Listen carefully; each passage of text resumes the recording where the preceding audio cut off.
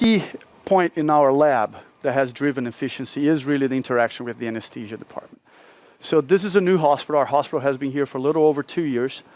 That made it easier for us to start this relationship with the anesthesia team by sitting down with them and describing what an AFib ablation is and the expectations of how to better do it, both from my standpoint, but also from their standpoint. So we have come together to the current protocol. This protocol we're using, a lot of it was driven by one of our CRNAs that spent most of her time, fortunately, in the EP lab. We have written protocols of how we do. She's been responsible for training other CRNAs. So we have a core group of CRNAs that are typically coming here. The key to this success is the ongoing communication. Communication during the procedure. After the procedure, if something didn't go well, we talk to the anesthesiologists. They're part of our QI meeting as well.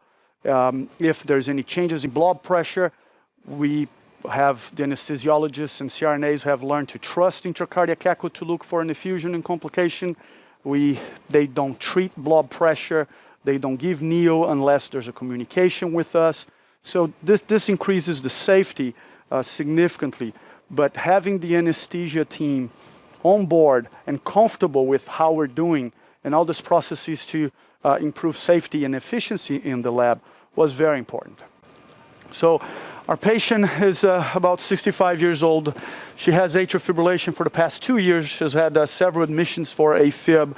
She has been on antiarrhythmic drugs with little success over the past several months.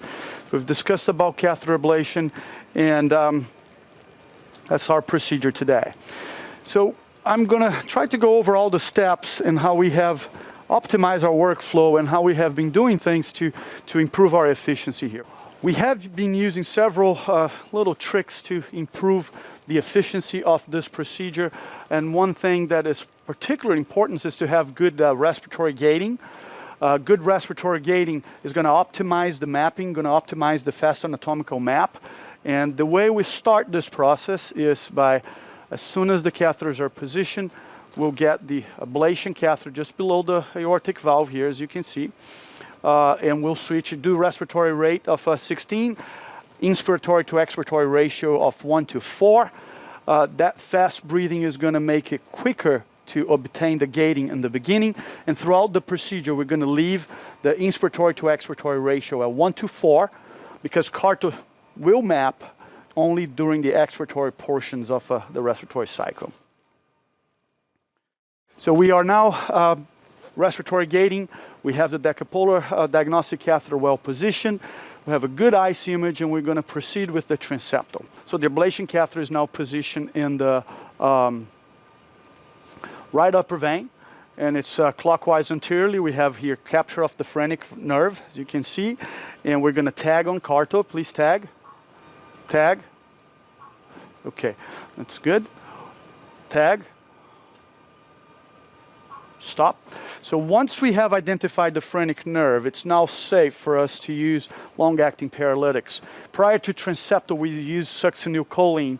At this point, the patient is no longer under the effect of the succinylcholine, and we identified where the phrenic is, and we're going to use rocuronium to keep her paralyzed, which will help specifically with respiratory gating. It's quite important, especially when you're doing your initial map, to have the patient's respiratory pattern very stable.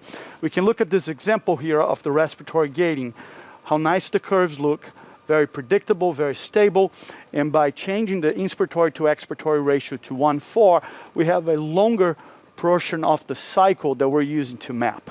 So paying close attention to the respiratory gating, and in particular your sedation to maximize it, and the ventilation used will improve your efficiency once you're doing a map of the left atrium. We will do adenosine to look for acute reconnections, and we're also going to do isoproterenol infusions. So the ablation catheter is positioned in the ventricle. We're going to give an amp of 18 milligrams of adenosine, and we're going to start high-dose isoproterenol infusion for about 20 minutes. Okay, you can start isopril. Midway into the infusion of isoproterenol, we're going to start backing off on the sedation. We use sedation with propofol only, and that's easier for us to control as well. The paralytics were used only up until mid-procedure. When we're getting done with the pulmonary vein isolation, we do not repeat paralytics. So at this point, after we've been on isoproterenol for 10 minutes or so, we're going to start weaning off the propofol. We're going to watch how the patient is breathing. When we're really close to finish, we're close to 20 minutes of isoproterenol, we may even turn off the propofol infusion and change the respiratory settings on our ventilator to SIMV, which will allow the patient to have some spontaneous breathing, which in turn will expedite the process of extubating the patient. So on average, we have looked at this. We have from procedure end to extubation a time of 8 minutes, which is very efficient. So as I've mentioned, the teamwork here also goes to how we interact with anesthesia. And working with them, we're able to develop a protocol that has really pushed the efficiency in terms of sedation significantly.